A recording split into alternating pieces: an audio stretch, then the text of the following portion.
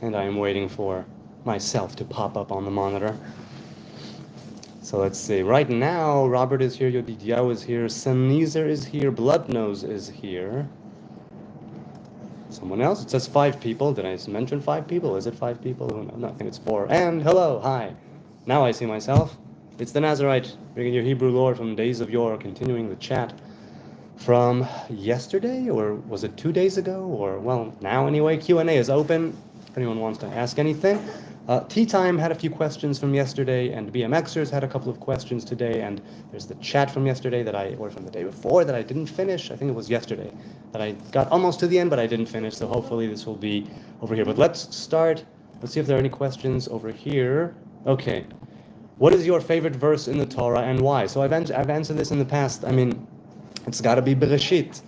It's got to be the first line of Genesis, right? Bereshit bara Elohim et hashamayim ve'et haaretz. I think because everything you need to know sort of is in there. Now, on a practical level, even though that's as practical as it gets, but on a practical level, I guess it's lo tikom ve'lo titor et bnei amecha ve'ahavta le'ra'acha kamocha ani Adonai, the verse that has love thy neighbor in it. Right? Love thy neighbor, I am Adonai. Why? Because it really is both of those higher commandments of love thy neighbor, love thy God. That's why. And with Genesis, with Bereshit, with the first verse of the Torah, it's because everything is encapsulated. You know, the past, present, and future is encapsulated in that verse. Bloodnose asks, how will the world be different once the Messiah comes? Whatever it is, I'm looking forward to it. So there's a difference of opinion, many controversies on what it is that will be. What is the days of the Messiah? What is the end of days? What is Olam Haba, the world to come, or the coming world, the world that is coming towards us? And so it depends on who you go by, right? For instance, there are those who say that there is no difference between this world and the next world. The next world will simply be Israel, sort of not under anybody's, right, with their own sovereignty.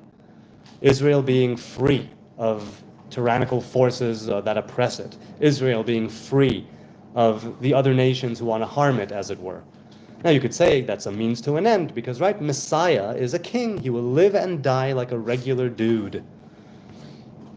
And there is talk of the Messiah, the final Messiah, that perhaps will, right, he will also be a woman-born, man-made human being who will live and die. It's what the Anointed One will do with the time that he has allotted, right? It's what the Anointed One will do with his kingdom, with his crown, that will sort of designate him as the final Messiah, let's say, or just a Messiah, a king of the tribes of Israel. It's also said that the final Messiah ought to be of the house of David, after there is one of the house of Yosef, right? Then, I mean, after the one of the house of Yosef comes the one of the house of David, and again, nobody truly knows how it will come to pass, what will transpire, and what will be afterwards. But from the prophets, from the verses, from the external teachings, then people glean, right, certain wisdom and information. The thing is, just like the idea of heaven and hell, it all exists here. It's what we do with our time here that counts more than anything. As for looking forward to it, there's a very famous Talmudic, I don't remember where it is, but the sages are talking about the end of days. I mean, the coming of Messiah. And one of the sages in the Talmud says, I want Messiah to come, I just don't want to be there when it happens. That should give you an idea of the catastrophe and calamity and destruction that is also part and parcel, at least according to some, it's part and parcel of the coming of Mashiach. Okay, so those are 2 questions over here. Erev Tov Gever, says Yodidiao. Yisachar, says Robert. Reuvin, you wrote, says Robert. Yodidiao says, you always ask me for a source, and sometimes the source is the oral law. Can you imagine us back when the actual oral law existed, and you'd still ask, give me a source, but the source is oral, haha. So yes, you would point me towards the sage or rabbi who uttered it, and I would go and hear it from the horse's mouth. Senizer says, Yodidiao, Jesus never had that problem. Well, no, right, because the oral law wasn't yet written, ironically, he says. Robert says, I seen a video today that the ancient Chinese before Buddha followed and prayed to the Torah and prayed to the God of Abraham. So there is an opinion, I think it's the Midrash, certainly it's been brought down in commentary, it might have its origin in the Midrash, that when Abraham had Isaac. He had Ishmael and he had Isaac. Ishmael went his own way. Isaac was the one who was carrying on the Abrahamic covenant in earnest, in the sense of not simply was he circumcised, but he was going to carry the covenant forward to his descendants, right, to Jacob, the 12 tribes, and so on and so forth, through Isaac, though Ishmael is and was blessed. And it's said that after Sarah dies, right, after Sarah dies, Abraham takes a wife called Keturah, and some say that he simply brought Hagar back as a wife, meaning that he divorced her, right, he sent her away, but she did not mate with anyone else. So she technically, halachically, rabbinically speaking, let's say, according to the law, she could come back and be Abraham's woman once again. So whether it's Keturah, who is a new wife, or whether it's Hagar, who is called Keturah, it's said that Abraham and Keturah had many boys and many girls, and that Abraham sent them away, right? He gave them gifts, and he sent these children away while he still lived. In other words, Abraham sent away other children he had, deciding to focus on Isaac as the main continuer of the covenant, right, to become later the nation of Israel. Again, Ishmael is blessed, not a doubt about that, but through Isaac, through Jacob, through the 12 tribes, is Israel going to become a nation, not through Ishmael. That's another line, that's a separate line. And so the kids that Abraham had with Keturah, he sent them away while Abraham was still alive. And he said, here, I give you your inheritance while I still live. Go and do your thing. And they say, and this is why I'm mentioning it, that the sons that were sent away, the sons that received their inheritance and were sent away while Abraham still lived, were the Eastern nations, let's say, right? What's known as the Orient. I know that term is frowned upon in some circles, but right, so let's say Chinese, right? A very ancient civilization, a very ancient empire, kingdom, culture. We don't hit, my love. So it makes some sense that ancient religions, ancient peoples, ancient cultures would have some kind of an association, but it doesn't have to be the case at all, right? With Abraham, who is the father of nations. So Nizar says to Rob, I saw one about 2 weeks ago that suggested they know about Jesus within about 5 years too, if not before. Exactly, says Robert. Shalom Yodidia. Bloodnose says, when did the Buddha come about? What year? Oh, that's a good question. That is a very good question. It's been, what, 2,500 years? I think, let's see. Prince Gautama, let's see when, the 5th or 6th century before the Common Era. So yeah, I was pretty much spot on. 2,500 years or so. That's what I remembered. Good to see that some of my memory still works. So yeah, it's said to be around 2,500 years ago. Sanither says to Bloodnose, I don't think the year is recorded for Buddha about 1 KBC. What's KBC? So yeah. 1000 BC? Oh, 1K BC. No. So I think it was, like I said. Shalom V. Hi V. Good to see you. Now, it may as well, it might be 1000 BC, but it's said the 5th or 6th century before the Common Era. Yodidiao said, I thought it is written, originally spoken, the angel of death has no power over, I'm assuming it's supposed to be over Israel. Angel of death only has power over the other nations. So, first of all, you need to define angel of death, because we are all going to die. Each and everything that lives dies, right? Eliyahu is an exception, Hanoch is an exception, everyone else, right? Everyone else has tasted death. And part of tasting death is to know, to appreciate life, right? The second life, the new life that we're going to live. So, obviously not if they needed to paint their doors in blood, said Sneezer. Right, so... Now, right, so you'd have to be more specific. What do you mean by angel of death? There is a certain... right, so Sneezer, you're referring to the Passover. I agree. Let's put it this way. if I think the external teachings or the Talmud do mention something in the connection, right? Something having to do with death and Israel or the angel of death, and it's, if I remember vaguely I remember, and I might be remembering it wrong. You know what? So I'm not even going to address it right now. I don't want to say the wrong thing. I don't want to misquote or misspeak. So, but I do know something. Forget it. Forget what I know. I'm not sure, which is why I'm not going to address it. But there is something to that. The land of Israel, let's say. The land of Israel, the people of Israel, I'm not sure. The land of Israel for sure is something special, something else. But again, I might be mistaken. I don't recall. Let's see. Yodidiao asks, or should I, you know what? I'll take a pause right here, and I will go to the chat from last night. Yes, I'll go to the chat from last night. Let's see. Okay, so Sneezer, no, we already said that. Okay, Sneezer said yesterday, I don't think angels have sexes. They don't have sex, so they wouldn't need them. Well, no, they're not biological. There's the angelic dimorphism, if you will. It's not even dimorphism. It's not dimorphic like human beings.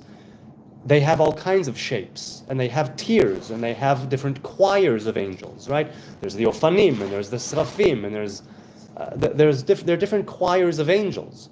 So no, they don't have sexes, but if they do come to this reality, to this world, in order to convey in order to convey a commandment or a teaching or I don't know what, and to perform a duty, a task, then they arrive in the shape that is, they arrive in the precise shape or form in accordance with their task. So that's what I'm going to say about that. It's not that they have sexes in the way that human beings and other mammals have sexes, right, of male and female, but it's that they show up in whatever shape or form is congruent with their task, with their duty at the time. And it's said, according to tradition, that one angel can do one task at one time, and an angel, a messenger, cannot do two things at once. Sneezer said, so you would follow a tyrannical leader to war. See, okay, so we were talking about yesterday on whether or not I would go to war as an individual or as part of a collective. Would I follow a tyrannical leader to war? I think, are you okay? Okay. I think there's a difference. Let's put it this way. What do you mean a tyrannical leader?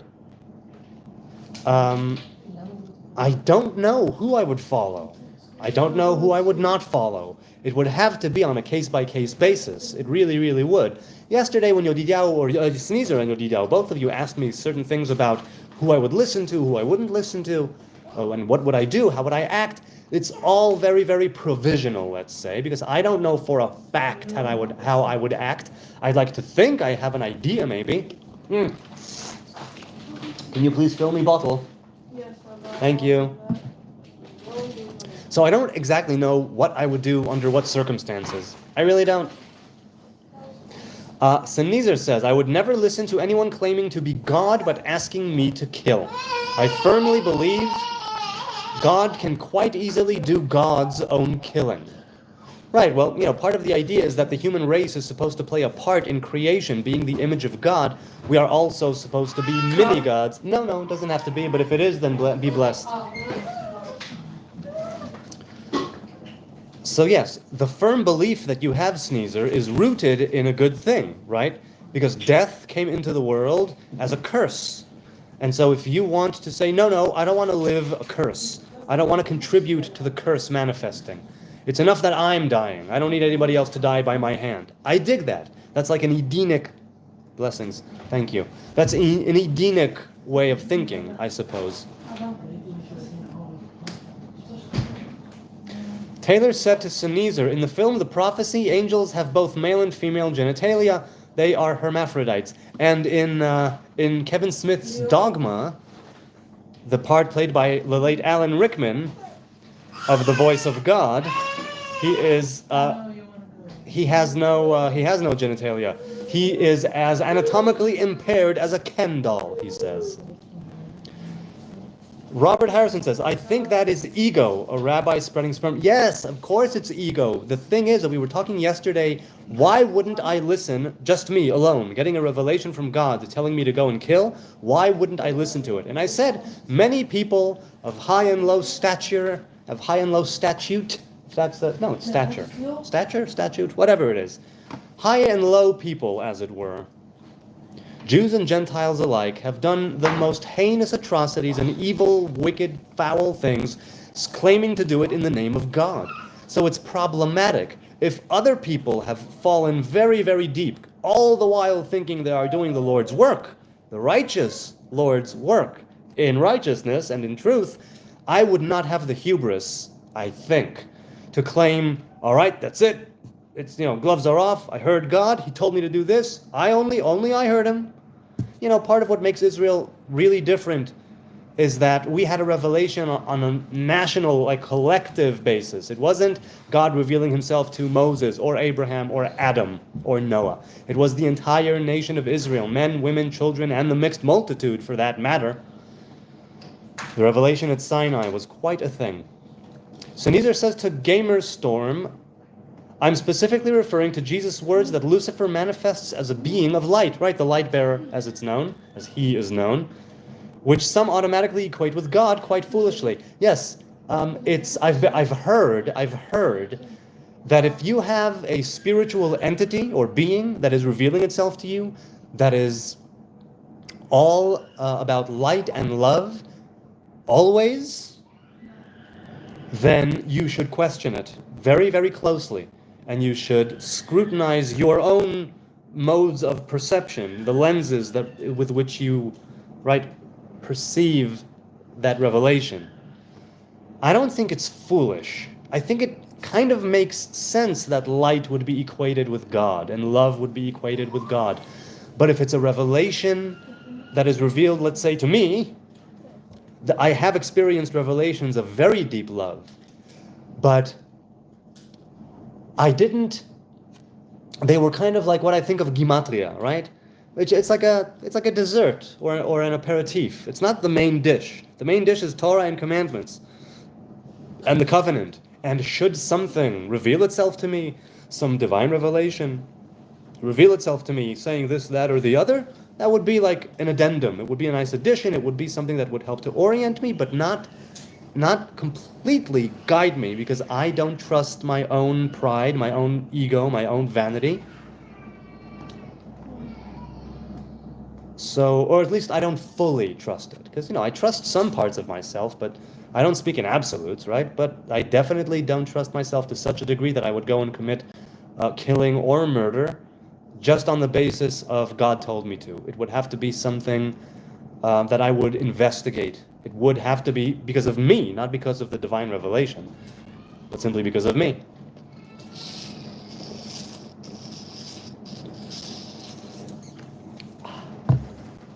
Okay.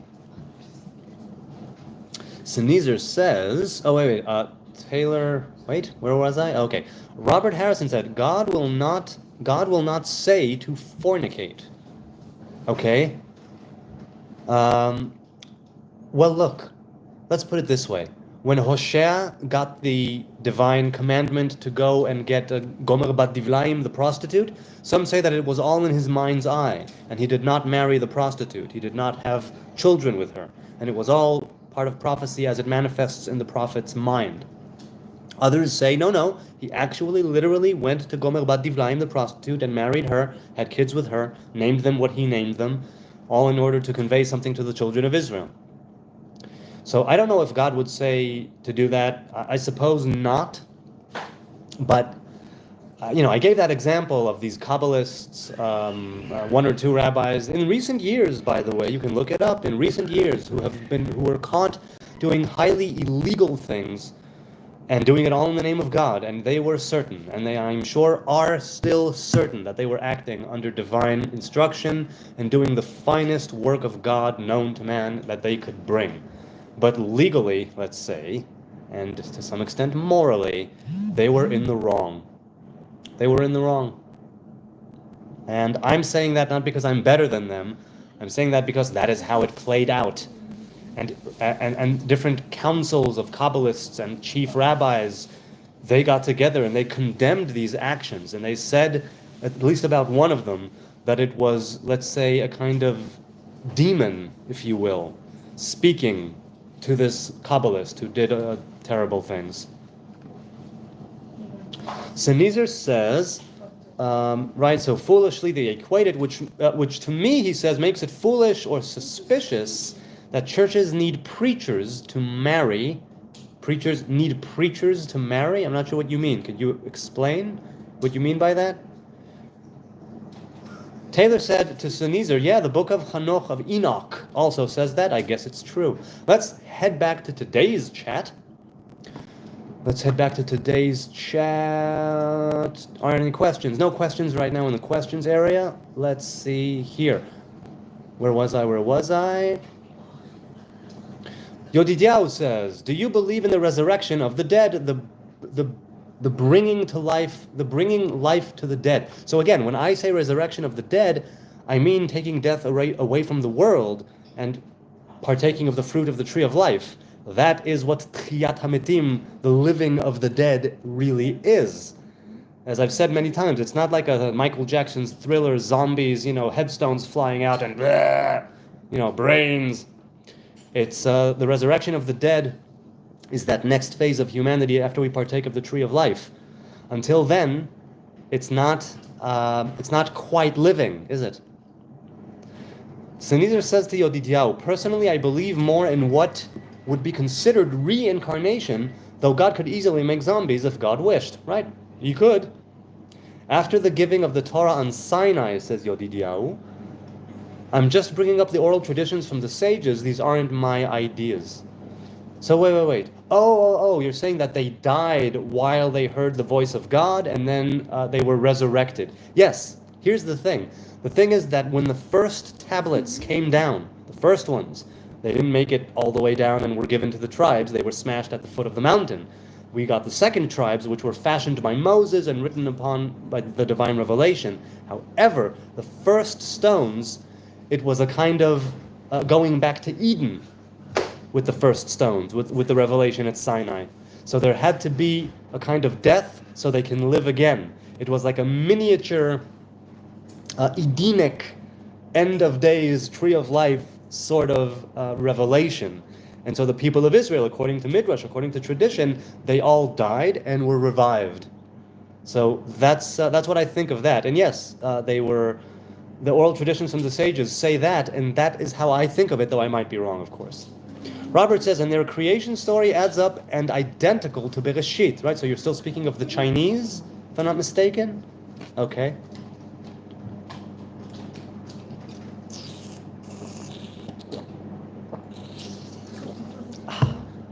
Okay.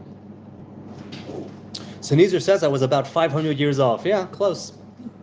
Sennheiser continues, it's almost like the God of the Old Testament makes a lot of threats he never intends to keep or changes his mind frequently. Well, again, threats are made by a certain revelation.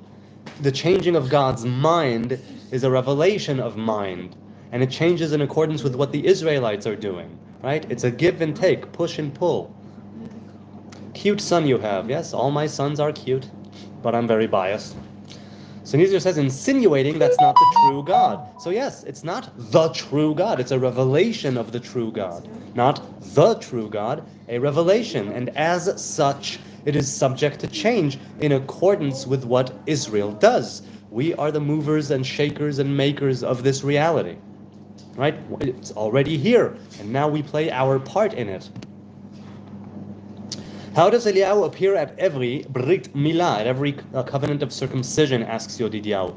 So the idea of Eliyahu showing up at the covenant of circumcision for the males, because we don't have one for the females, thank God.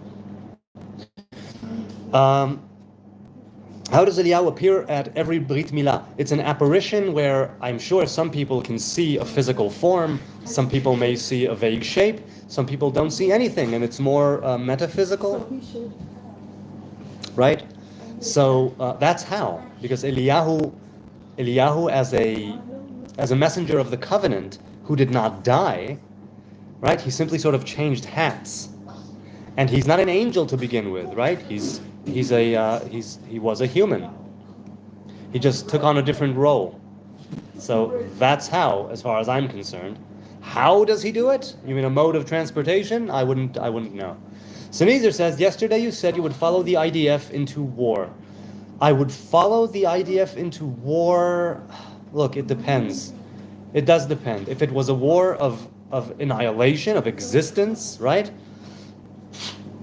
Then I think I would. Look, anytime that I was called to reserve duty, I went, except for maybe twice, in nearly 20 years. I think I missed once or twice. And the time in the Netherlands. No, I'm not counting that because I wasn't here. But I went every single time I was called, whether it's for mandatory service or the reserves. I went nearly, right, 90-something% of the time. I showed up because I wanted to be there. Especially, again, with my particular job, right, with my particular designation as platoon medic, field medic, infirmary medic, whatever I was playing. I hear water. Oh, okay. So yes, I would follow the IDF into war, not any war. I would have to give it some thought, I guess, but I would initially. Yeah, I would go. I would follow because these are my brothers and sisters that I'm fighting alongside. But it's a very nuanced and subtle situation, and again, I don't speak in absolutes, but I suppose. So I ask, even if it were led by a tyrannical leader, damn. I don't know. I really don't know what to tell you. A tyrannical leader, even if he is a tyrant, he might still have a just war on his hands if we're attacked. If we're attacked and there's like and we are all in mortal peril, then yeah, at that point it doesn't matter if he is a benevolent leader or a tyrannical, oppressive leader. It's like you fight with your brothers and sisters for your existence. So yeah. Merlin says, you are mental. Yes, I am. Yes, I am mental. Thank you so much. I really am mental. Thank God. What would I do? What would I do without that? Hude Amar. So Yodidiahu says, Hai Tanan de Tanya Rabbi Yosei Omer, Lo kiblu Yisrael et haTorah ela kedei shelo yehem malach hamavet sholet bahem. Right, so the Torah is called the tree of life. It says in Mishlei, in Proverbs, Etz chayim hi lamachazikim ba v'tomchei ha'meushar. A tree of life it is to those who grasp it, and those who go by it are happy or are joyous. Right, those who support it, those who stand behind it. Achen ke'adam temutun. Yes, that's right. So what Rabbi Yosei says there, Rabbi Yosei, he was at the time of the Second Temple. He was one of Rabbi Shimon's gang, Rabbi Shimon Bar Yochai. So Israel received the Torah in order to overcome death. Exactly. Shelo yehem malach hamavet sholet bahem. That's exactly right. I'm right behind that. Okay, let's see. Robert says, so are the authors holding the actual pen. Oh, he said, Sneezer told Robert, so are the authors. Robert said, in the Torah, Tanakh, and New Testament, all angels are male.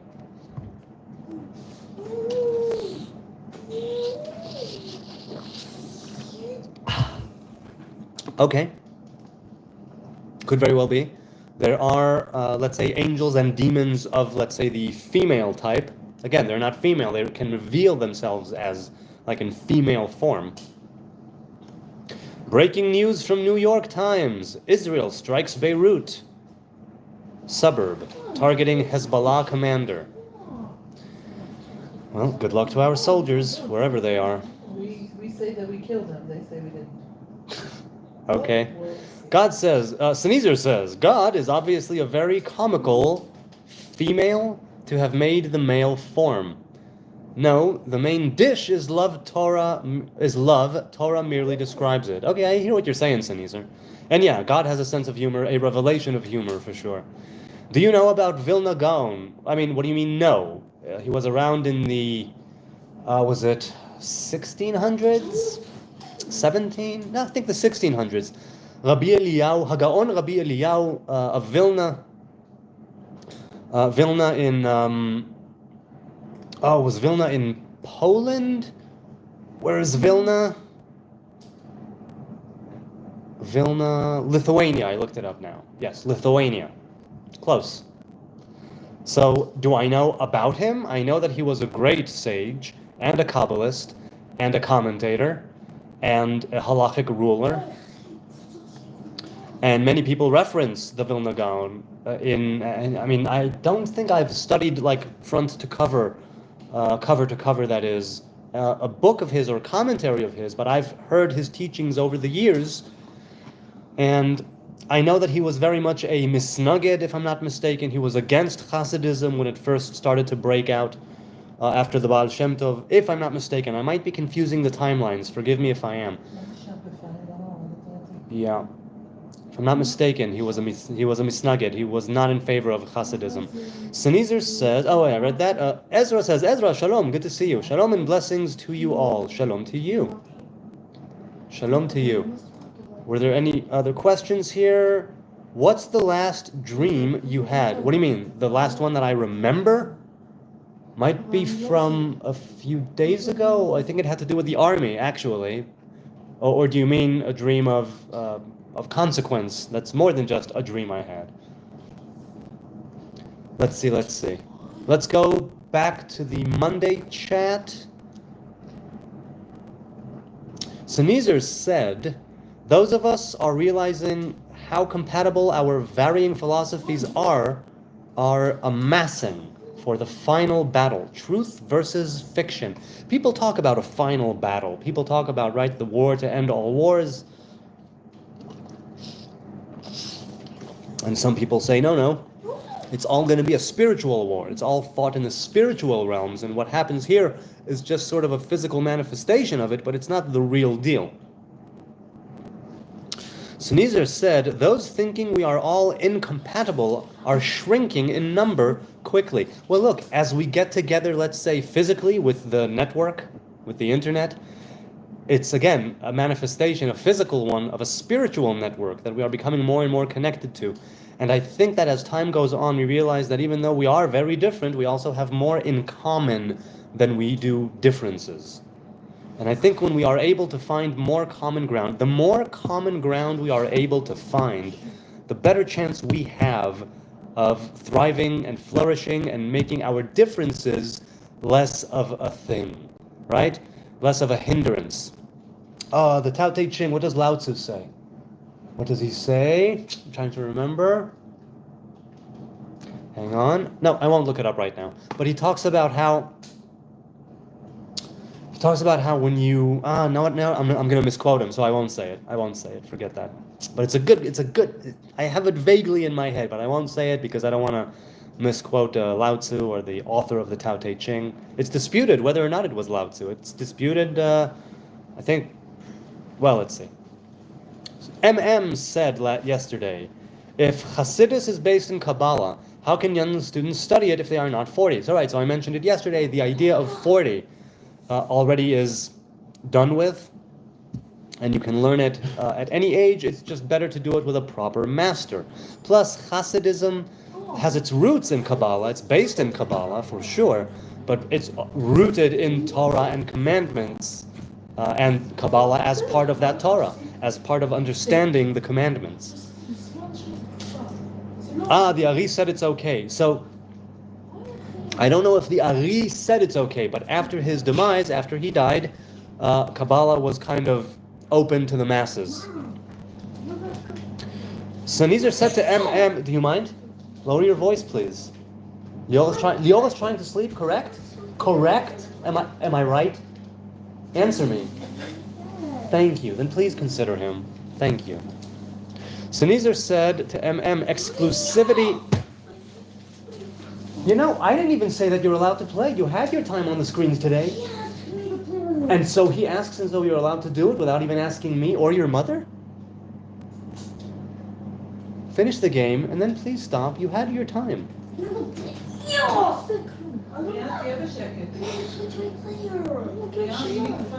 Kids. Taylor says, no, the Zohar flat out gave a year for the Messianic era and it didn't turn out to be true. Well, again, then you need to say, okay, but how was that Zohar perceived? Because again, the Zohar is closed with 1,000 keys. right? So depending on the level of the individual who was interpreting it or studying it or reading it, that's how it came down to them. I don't think that there is, I don't think, look, I'm not a scholar, but I don't think that the Zohar gave a year that was definite, that was accepted by all to be the year that the Zohar said. I don't think that ever happened. Anytime there is this allusion or hinting at the end of days or coming of Messiah or the final battles or whatever, what have you, there's never a specific date. There are allusions and hints. And if they do have a kind of calculation, it's not one that you can do usually, normally. It isn't one that you as an individual can do and say, this is definitely it. You can't. The Zohar itself is written in such a cryptic way.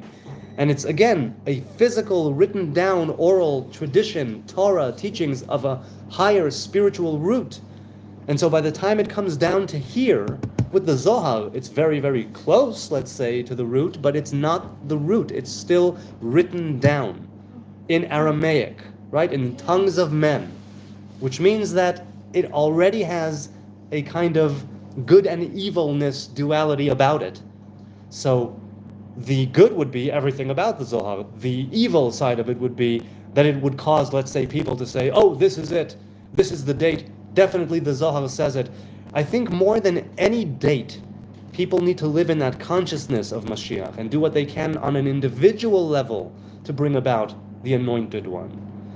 The fact that there's this date or that date or that date, I don't attribute any significance to dates. I really don't, personally. Some people do.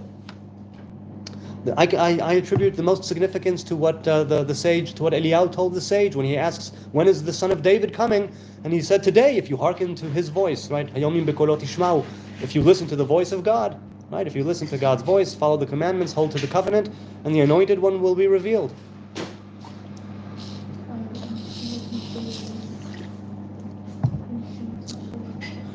MM asked, how did you have exposure to Kabbalah if you were not in a Hasidic yeshiva? Because Kabbalah is part of, well, first of all, exposure. I've been exposed to it since I was 16 in high school. And yeshiva, I went to a yeshiva in Tzfat, which is where the Ari taught, which is where the Ramak taught, which is where many, many sages and Kabbalists taught in the past and continue to teach. So my exposure to Kabbalah was like right there in the center of things, right, where the action is, as it were. And my yeshiva was not Hasidic, but it was very Hasidically influenced. A lot of Chabad, a lot of Breslev, a lot of Kabbalah. Only an emphasis on Talmud and Halacha and Tanakh, but definitely a lot of Kabbalah, a lot of Jewish philosophy, Machshevet Yisrael. So I was influenced by everything Tzfat had to offer, really, and that included Kabbalah. Only, as I say, I'm not a Kabbalist, right? I'm a student of the Tree of Life, and as far as I'm concerned, I'm still only studying introductions to introductions. That's what I say. Sneezer says even YWY is basically a mathematical problem for non-Jews to discover. YWY? I'm not sure what you mean by that. The Zohar Pritzker edition, volume 10, tried predicting the year in Parashat Toldot. Okay. So, tried predicting the year. And it was a certain edition that tried to do it. The Zohar itself, I think, does not name a clear and concise date. I really don't think that that's the case, but I'm not a Zohar scholar, so I don't know. All right, let's go back to today's chat. Where were we? Breaking news, we read. Thank you for the update. Churches need preachers to marry needs explanation. Yes, in the context of what you said before that. In the context of what you said before that. I'm sorry, I don't understand the connection. Could you explain? Ariel, hello Ariel. According to the Torah, some never died. Yes, I mentioned Chanoch, I mentioned Eliyahu.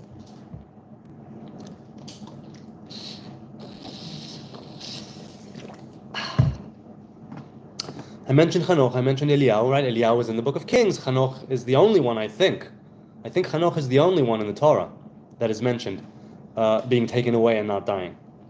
The dead man who was thrown on the bones of the prophet Elisha. Yes, him. I often think about him. I wonder whatever happened with him. What's your opinion on converts? Khalid bin Walid, hello, assalamu alaikum. Have a good. I hope you're having a good evening. My opinion on converts: more power to them. I have respect for anybody who takes on the yoke of Torah. I have respect for people who take on the yoke of religion at large, or a spiritual path, if not organized religion. So converts, they're awesome. I'm sure we can use more of them. My great-grandfather, says Khalid, was Yemenite Jewish. Voila, was he a Shami or Baladi? Do you know? Oy. Sneezer says to Khalid, I think one should change religions after the first 10 years, then 5, then 2. Oh, pardon me. Khalid, how's it going in the UK? Asks Robert. LOL, wow, the ego on this one and Israel in general. The ego on this one? Wait, I'm not sure. Who are you talking to? Are you talking to me? Did I say something? I'm not sure what you mean. And yes, I do have a massive ego, that's for sure. I'm working on it. If you were referring to me. If not, then you were referring to someone else. I don't know who. I don't recall. You know how Elijah is supposed to return. Yeshua said John the Baptist was the spirit of him. Yeah, there have been different, let's say, incarnations, continuations of Elijah. And they say that Elijah was a continuation of Pinchas, right? From last week's Torah portion. Right, they were both priests. They both were zealots, and they did their thing. Yes, it makes sense that Eliyahu's spirit, if you will, would be manifesting in different people. There is what's known as a Gilui Eliyahu, a revelation of Elijah, that those who merit it, Elijah sits and learns with them and reveals different secrets and lore and Torah. It depends, fair enough. IDF will always claim it's your extinction. You know what? So far, I don't see anything to the contrary. We are surrounded by enemies, not hypothetical enemies, not would-be enemies, not imaginary enemies, real enemies, two nations with which we have a kind of neutral, somewhat lukewarm peace. But even then, in my experience with Islam in this region, and I say this, right, I qualify it only in this region, they are always just waiting for an opportunity to have the upper hand. As soon as the Islamists, the terrorists, the enemy, as soon as they have what they would consider to be the upper hand, they will attack. If not, I hope they won't. I pray for peace here and around the entire world. I do. And I know my history as well, and it has not been the case. And yes, it is a war of extinction, a war of submission or extinction. And since we don't really want to convert, we want to do our own thing. Ariel says, although in a pinch, I suppose if we were forced to become Muslim, we can become Muslim for a while. Though I would want to remain a Hebrew man, you know. Ariel Marshall says, and worship in a Hebrew way, God loves a man that speaks with him out loud when standing in a busy queue, and will almost always reward the man that does this by clearing the line before him like the sea of reeds. Very nice. And it's incidentally true. You don't have to do it out loud. It can be in your mind. It can be with this kind of tiny whisper that only you can perceive. It can be a silent dialogue or monologue with you simply moving your lips like Chana, but no voice is sounding.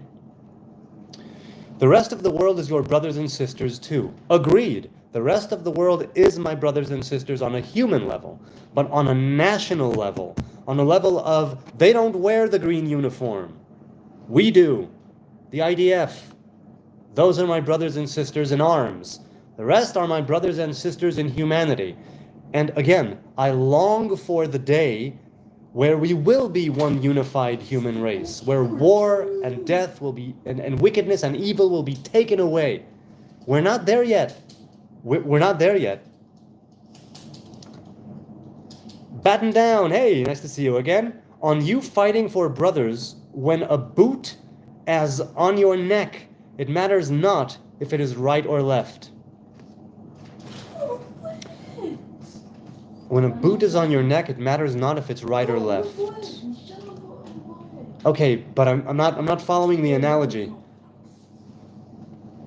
It doesn't matter if it's right or left is true, but where does that come with how does that coincide with what you said before? Where's the connection to fighting for brothers or with brothers?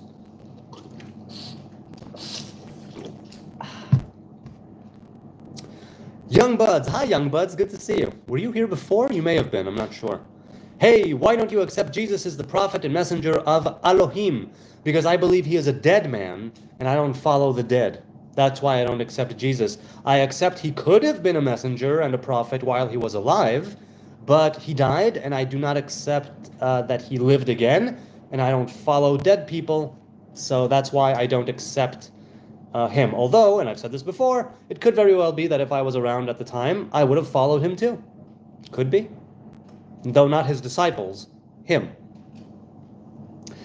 Paula, hi Paula, good to see you. God does have a sense of humor. I think that every day when I look at Robert, just teasing, love you babe, it's good to have a woman to bust your balls.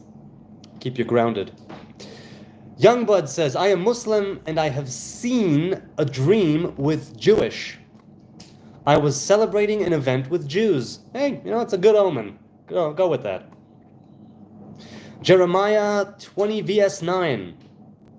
Jeremiah 20 vs 9. Who do you believe Abraham is talking to in Bereshit 18? Bereshit 18, let's look that up quickly, in Vayera.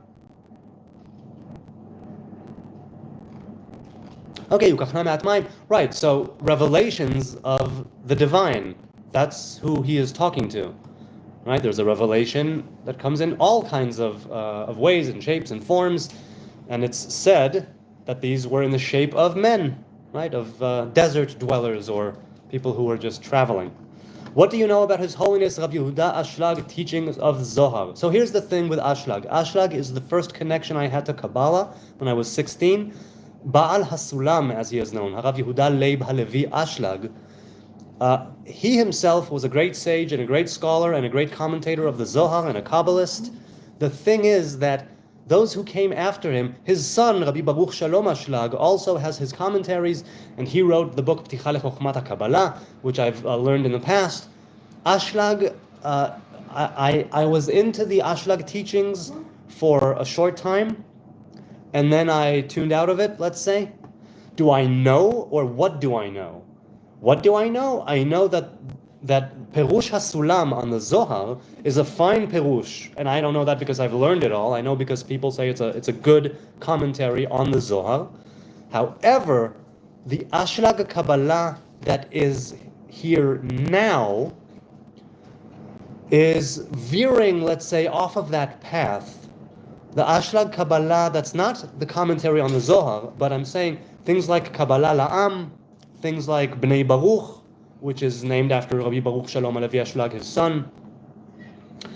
So what do I know about him? I probably knew more in the past, like, 20 something years ago when I was first studying the writings of Ashlag, of his son rather, not of him. And occasionally I read a bit from the Zohar with his commentary. So I know that he himself is someone that you could definitely, let's say, go by, but where it is right now is problematic according to some. They say that those who continued his path kind of went in a different direction. People even equate it to a kind of communist Kabbalah, I've heard, but I'm not sure. You dream of a coming day, said Sneezer to Young Buds. Oh, Yod Hey Vav Hey. You're speaking of the yes. So you're speaking of the math. Correct. There is a mathematical element to it for sure. Ezra says the Holy Zohar is very powerful. I have experienced many miracles with that science. Good for you, man. Good for you. It means 10656, which is a very important key. It's not actually a name or word, but a number. Right. It's not a I mean, it is a name in the sense of a revelation, right? It's what we call Shem Adonai, Shem Havaya.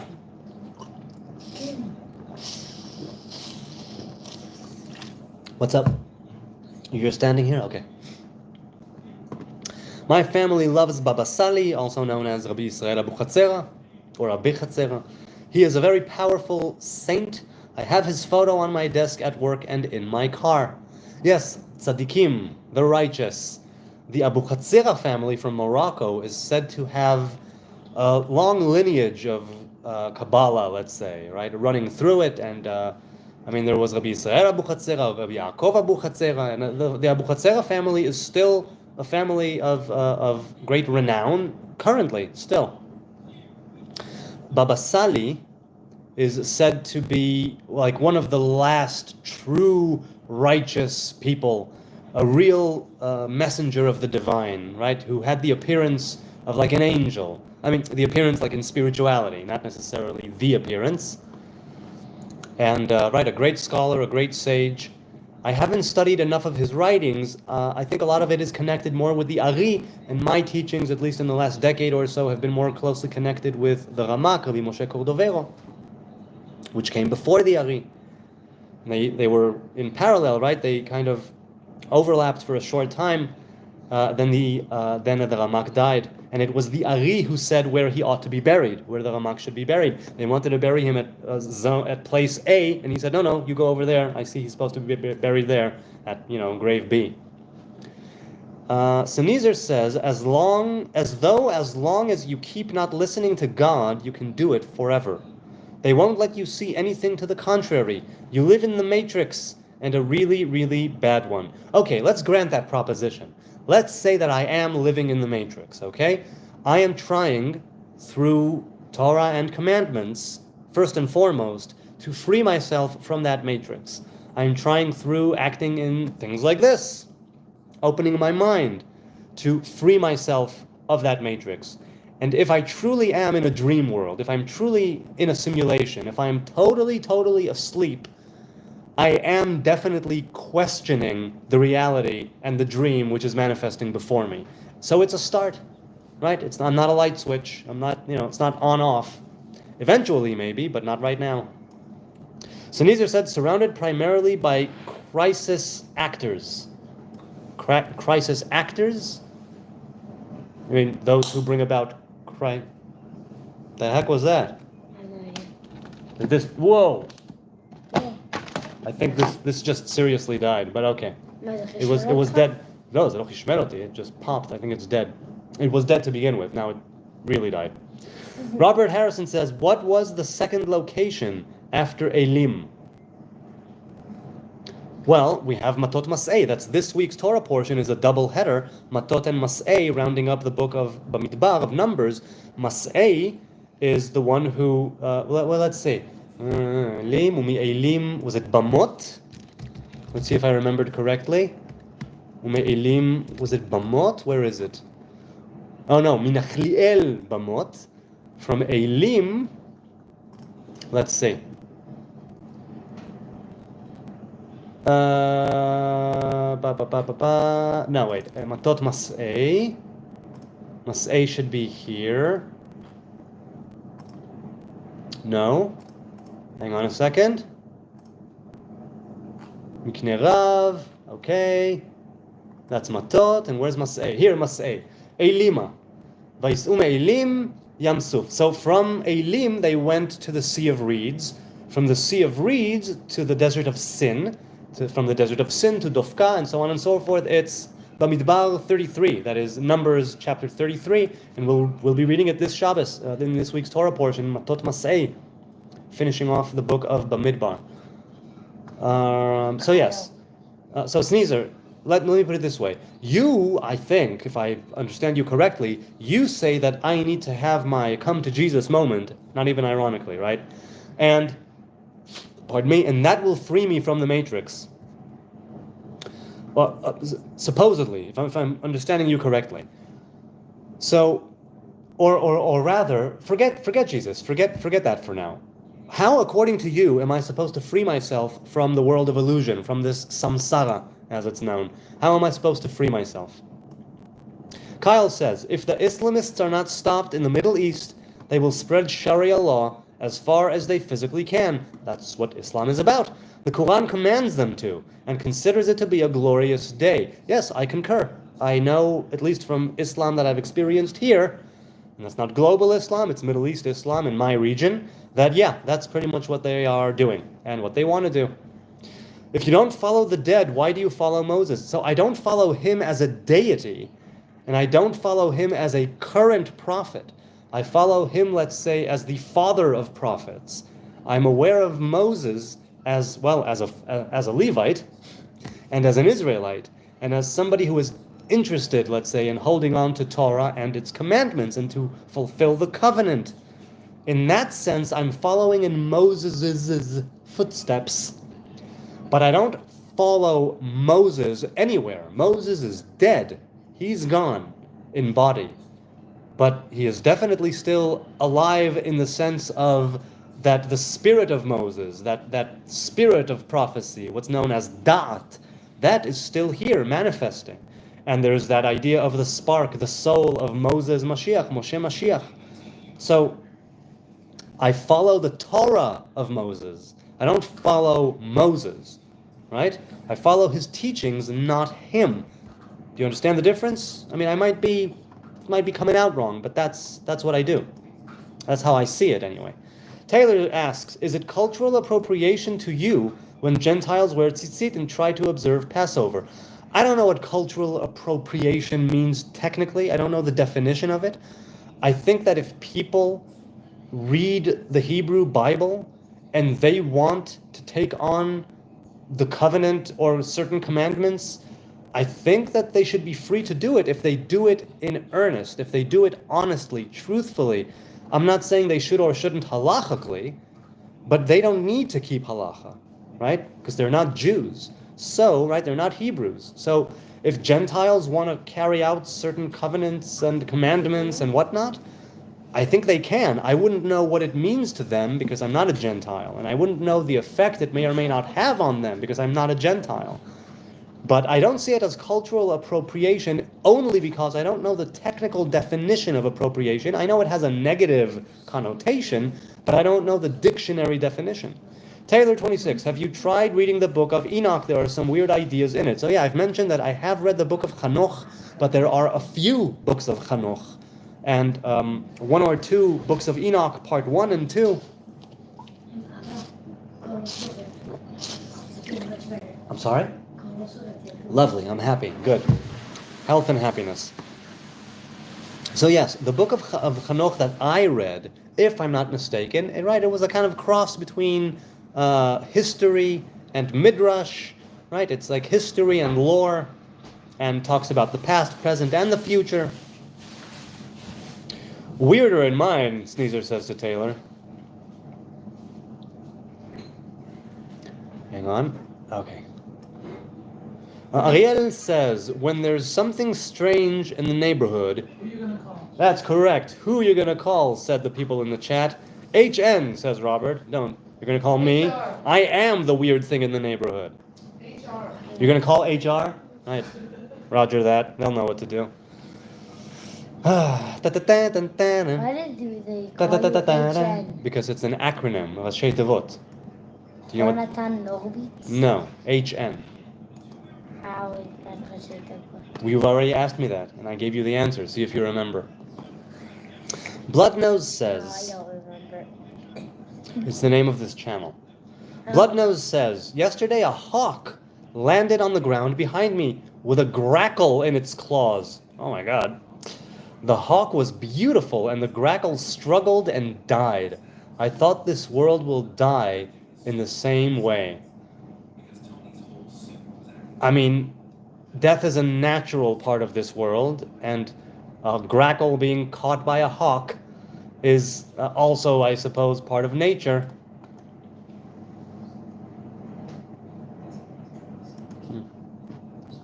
Hang on. In that sense, yeah. The world will die and be reborn. It's a phoenix-like transformation, right? To be born from the ashes. Levy to join together. Well, the tribes need to join together. Ariel says to Taylor, how can we work out what book existed thousands of years ago and what could have been conceived recently? Yeah, it's so much, which is why I always come back to the question, and now what? Now what? What am I supposed to do with these books? From 300 years ago, 1,000 years ago, 3,000 years ago, 5,000 years ago, 10,000 years ago? What am I supposed to do with these books? What am I supposed to do with this wisdom? What am I supposed to do with these stories? It obviously has something to do with me. I need to figure that out. It's a start, and not because I'm egocentric, but because this is me. I'm solipsistic in that sense. In that way, it's just me and the way that I understand things. And it's not much, which is why I'm doing this, partly. It's a start, you are correct, yes. Yeah, okay, so it's a start. Ariel says, no. Taylor said to Ariel, no, I don't think Enoch's book should be canon. Right, and it wasn't. It was left out of the Hebrew Bible. And he continues and says to Ariel, I think we mostly have everything that we need. Most helpful resource outside of the Bible is probably Flavius Josephus' history book on the Second Temple era. So Josephus Flavius, what is it? Milchamot HaYehudim, the Wars of the Jews? Right? Or am I confusing it with someone else? So Nezer says, no, I'm not saying Jesus needs to break you free from it. How? I can only recommend getting to know more Muslims, and if you think others are your enemy, them, once you learn why they fear you, you will know how to reassure them, or perhaps find them right. Christians are trying to follow Jesus' teachings too. No different. Jesus's, yes. So, I agree that I probably need to get to know more Muslims, but because of where I am and the history of this place and the current state of Israel and its neighbors, I'm not very much inclined to go and seek out this religion of peace that is trying to kill me. Not right now. Later in life, definitely. And I don't bar Muslims from talking on this channel. I don't even I don't even boot out the trolls or mute them or whatever.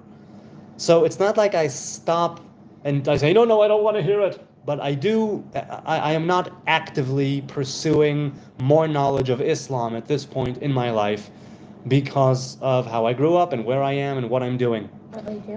But I probably will. Thank you, my dear.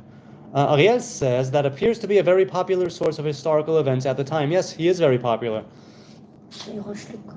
Yeah, go for it. He is indeed very popular. Sneezer says, you may not expect Moses to come back, but you expect someone to. And if you knew them, you would find their name to be Jesus. Who am I expecting to come back? It's said in the prophets that Eliyahu in some form or another will make a comeback, because he never died. However, I don't know what you mean by I'm expecting someone to come back. And I'm not expecting anything to come back. I'm expecting us to go forward and find ourselves back in Eden to complete our mission, right? It's like I said, we are right now in a world between worlds. I think there's a Star Wars Rebels episode called A World Between Worlds. I might be mistaken. A very nice one, too, where Ezra enters a portal of some kind with past, present, and future. Okay. Robert says, if we don't bring the wine, we'll be shunned from society. Who are you bringing wine to? Call HR about HN and solve your ghost problem. There you go, Sneezer. I've been on for just over an hour. Maybe I'll say goodbye soon. What do you think? Maybe an hour and 10 minutes, and maybe an hour and 10 minutes? We'll see. Then we'll see. Ariel says, they say there is a Moses in every generation. What that means. Right, it means, plainly, Moses is the father of prophets. Moses is the great bridge between, right, the divine and creation. And I think that that's what it means. There are people who have the potential of Moses. They may not necessarily get to the same level, but there is the potential of influencing Moses' spirit, teachings, that level of da'at, right, of channeling it into this world here and now. Whether it's in righteousness and prophecy, being that bridge. You know what I mean? Ezra says, Avur Yehudim, משמעותו של ישוע חייבת להיות בחייו ולא במותו. חיים של אמונה באלוהים עבור יהודים, לא ישוע, אלוהים לבדו, אלא אלוהים לבדו הוא האדון. Quickly translated, for the Jews, the significance of Jesus must be in his life and not in his death, a life of faith in God. For Jews, not Jesus is God, not Jesus, but God alone is master. Yes, I concur. I'm willing to get behind that, definitely. So Nezer says, now what? Love your neighbors, get to know them, understand them. Listen, easier said than done. Easier said than done. I can't ignore where I am. And I can't ignore the fact that Jews were being persecuted and killed here regularly, way before there was a state of Israel. Way before. So I don't take that as an excuse. It really is an excuse. Not that I'm saying you were excusing it, but no, I can't yet. I'm very, very highly influenced by my life here in Jerusalem. I think you would be hard-pressed to find somebody who would still... No, that's not true. Me. Let's talk about me. I, Yonatan. I agree that I ought to love my neighbors. I agree that I ought to get to know them. I agree that I ought to understand them in whatever capacity I can understand them, right? In that which is understandable. But I can also tell you 100%, nearly 99.9%, I'm not going to do that now. I'm not going to do that now. And maybe I should. I can't bring myself to do that. And again, I don't shun away people who are Muslim.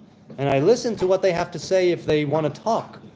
But we are still in a state of war. We are still in a state of emergency every single day. And you may say, oh, no, it's just the government, it's just the army telling you lies in order to keep you oppressed. You can go ahead and say that, and maybe you're right, and maybe I'm just a sheep.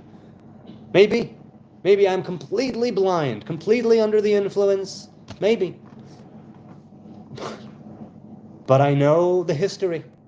I know the history of this place, and I've lived through some of that history. So the now what is easier said than done.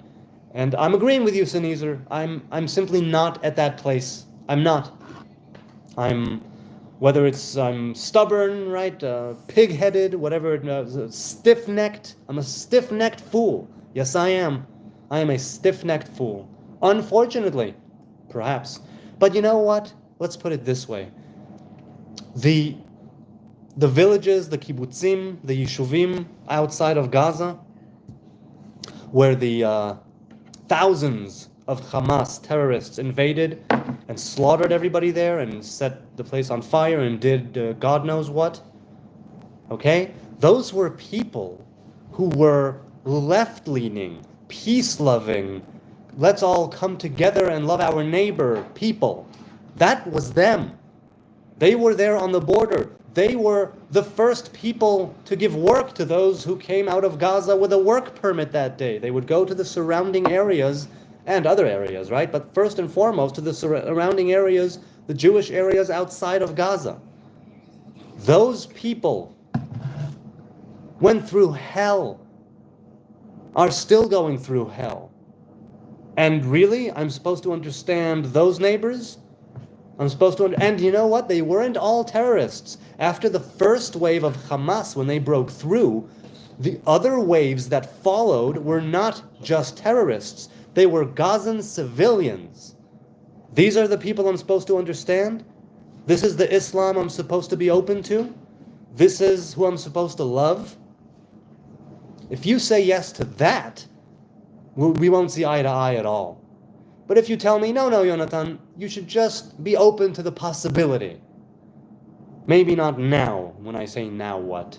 Because you know what? Now what? Whether you want to, whether you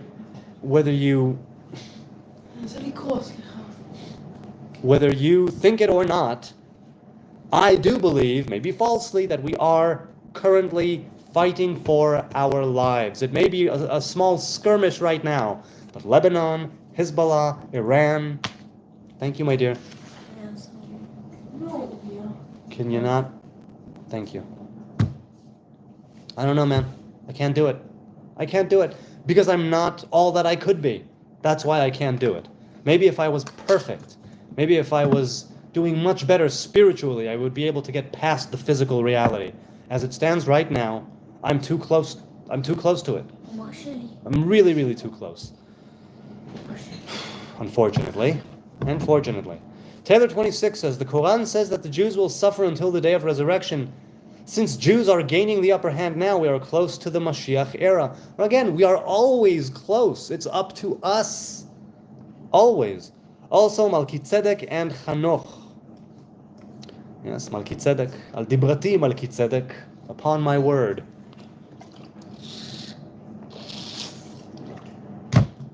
Okay. Should I say goodbye? It is an hour and 10 minutes. So, maybe finish the chat. But, I don't know. I'm not sure what to do. Hey, Big Prepper is here. Hi, Big Prepper. Good to see you. So, you didn't answer me, I think, or maybe you did and I simply missed it. You made a few videos 8 years ago, but then you stopped. So, what's the deal? Did you want to start something, but quickly? 8 years ago. Sure. 8. The last video was 6. Dude, fine. So wait, so you had videos 8 years ago and then 6 years ago, my kid says? Oh, wait. He started a video when I was only born? Apparently, yes. Okay. Which I think. On that note, I will continue this. And, oh, you know what? I wanted to read some of Tea Time's questions from yesterday that I didn't get to. Oh, pardon me. I wanted to read some of my some of the questions that I received. BMXers made some good comments today and asked a couple of questions, as did, who else? Well, I'll have to do it tomorrow. I guess I'll have to do it tomorrow. I'll remind you. Or, thank you, my dear. So either tomorrow or the next day, I don't know. I'll catch up with this chat. I'll catch up with other chats and things that I received in the comments. I think right now is a good time to say goodbye. I've been on for, an hour and just over 10 minutes. A good time to say goodbye.